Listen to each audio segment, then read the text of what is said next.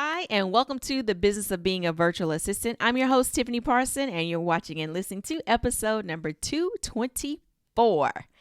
Today, we're going to talk about my thoughts on working with family and friends in your business.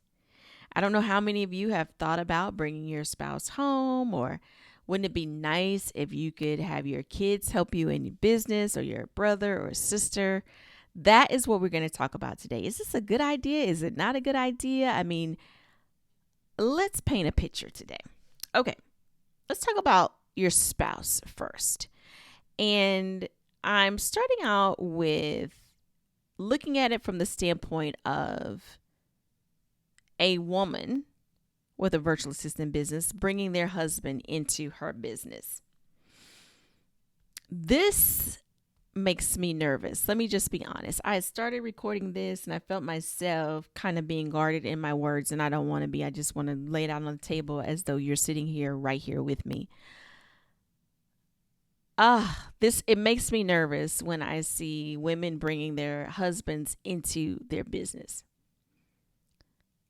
In theory, it's a great idea. It would be wonderful to work alongside your husband in your business. However, most men need their own thing. It's going to be hard for him to join you in your thing when he's not the leader.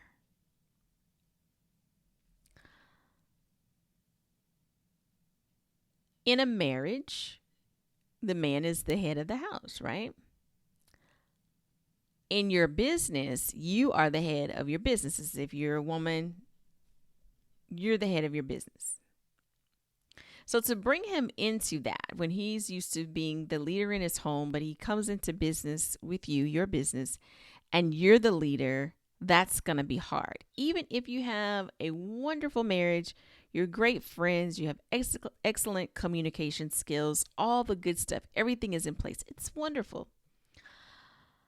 It's still going to be hard.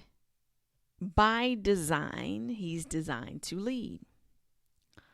And so if you imagine you have a team of people and the team sees you as their leader and him as your husband,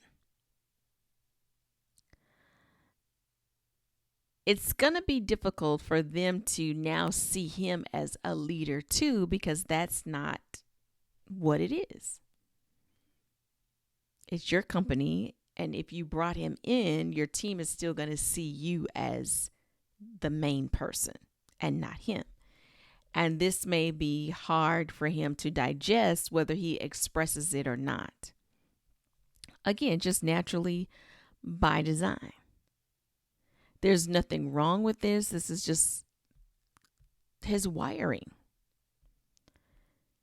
The flip side of that is if it were his virtual assistant business and he were to bring you in, you would be able to roll with it and work right alongside of him, and things work smoothly.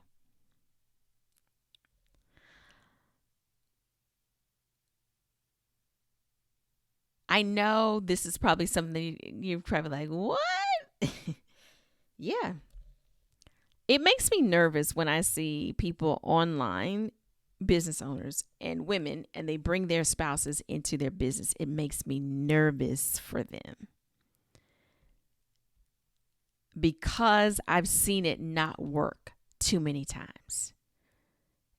And when I say not work, I don't mean not work for the business. I mean not work for their relationship. And what's more important, what's more important than your business is your family, your relationship with your spouse. It's better if it's his business first and he brings you in, or it's something that you all think of, design, create, and start together. Otherwise, It's going to be rocky and it may not last. Just make it plain. I'm just making it plain today, okay? Making it plain.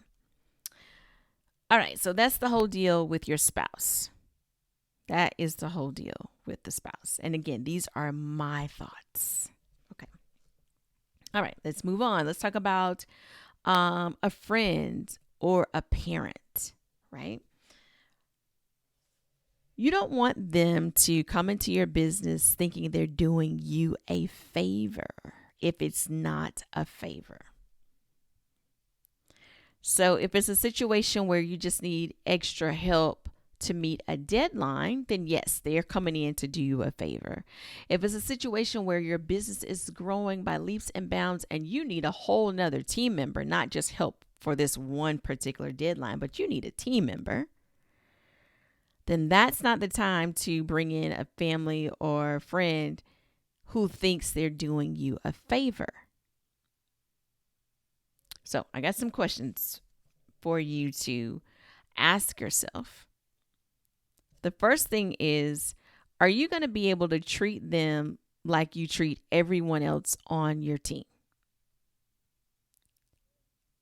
You have to be able to treat them like everyone else on your team. So there's no preferential treatment. And so they're meeting the job requirements, the things that they need to do for you, your clients, etc. Obviously, if you can't do that, it won't work. They can't be a team member. They can do you a favor, but they can't be a team member if you can't treat them like all the other team members. The flip side of that is if you say, yes, Tiffany, I can treat them like all the other team members. The flip side of that is, can your family member or friend accept the fact that you're treating them like all the other team members? May be easy for you, but is it going to be easy for them to receive you treating them like everyone else? When it's time to give feedback, when it's time to give any compliment or criticism or whatever, especially in the sticky spots. If there's an issue between your friend or family member and another team member. Really important. Not only that you're able to treat them like everyone else, but they're able to accept the fact that you're treating them like everyone else. That may be hard. The next thing is, do they have a genuine interest in your business? Meaning, if you were not involved in this type of business, would they seek this out on their own? So let's say they're helping you with social media management. You have them either creating content or scheduling for clients. Is this something that they would seek out separate from you? They have a genuine interest outside of you. Now, it doesn't necessarily have to be a genuine interest in the particular task, but even if it's a separate genuine interest in having a job or having a virtual assistant client, because maybe you got them subcontracting and you're their client. Do they have a genuine interest in the VA business in general and having a job, or in the actual task itself? Separate from you. Separate from you. That is going to help with the next thing, is to know, is this sustainable over time? If they have a genuine interest in it, then that is going to help sustain it, along with the other things that I mentioned first about treatment. Then that means they'll be able to, roll with it for a long period of time. The hardest thing when it comes to bringing in family members and friends is setting boundaries, because it's easy for those boundaries to cross over.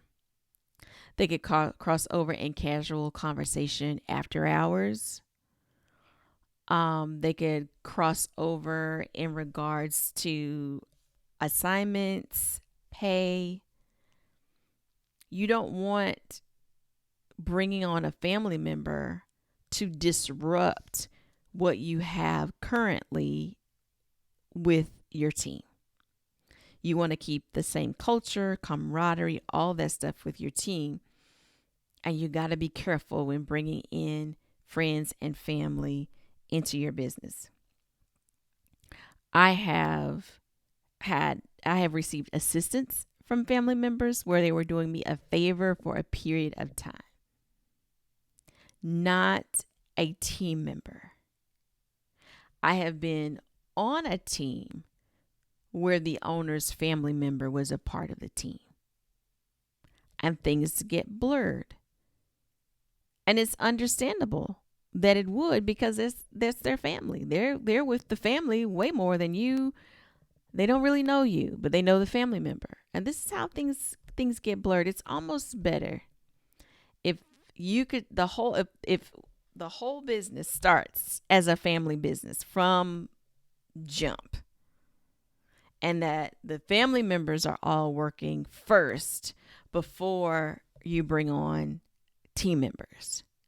Because then you as a family have a system and a rhythm already, and then the team members that come, you're bringing them into the family environment. It's kind of similar now that I think about it, and see how it's better if a husband has a business and the wife rolls into his business versus the husband rolling into the wife's business. It's just a natural order of things that makes it a whole lot easier if that family just sets the foundation and then you add team members on top. But to do it in the reverse, it's going to cause conflict, even if it's never spoken.